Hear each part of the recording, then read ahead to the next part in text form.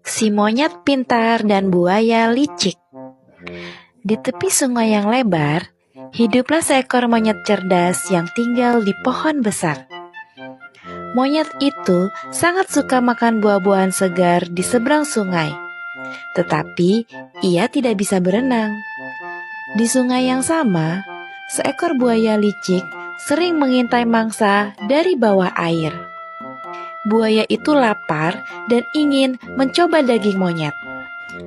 Suatu hari, buaya mendekati monyet.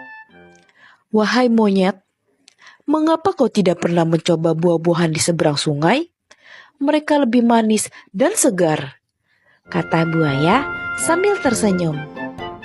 "Tetapi aku tidak bisa berenang," jawab monyet sedih.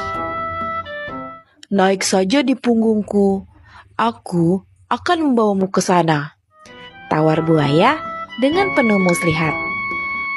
Monyet setuju dan melompat ke punggung buaya. Mereka mulai menyeberangi sungai.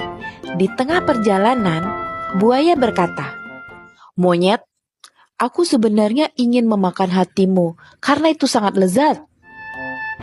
Monyet terkejut, tetapi dengan cepat berpikir, "Oh, kenapa tidak bilang dari awal? Hatiku tertinggal di pohon. Kita harus kembali untuk mengambilnya," jawab monyet tenang. Buaya percaya dan segera berenang kembali ke tepi sungai.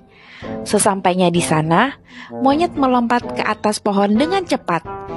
Ia lalu berkata, "Dasar buaya licik, hatiku selalu bersamaku, bukan tertinggal di pohon. Kau tidak akan bisa menipuku lagi." Buaya marah, tetapi tak bisa berbuat apa-apa.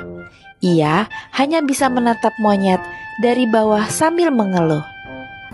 Sejak hari itu, monyet semakin berhati-hati, dan buaya belajar bahwa kelicikan tidak selalu berhasil. Keduanya pun hidup di sisi sungai masing-masing, saling menjaga jarak.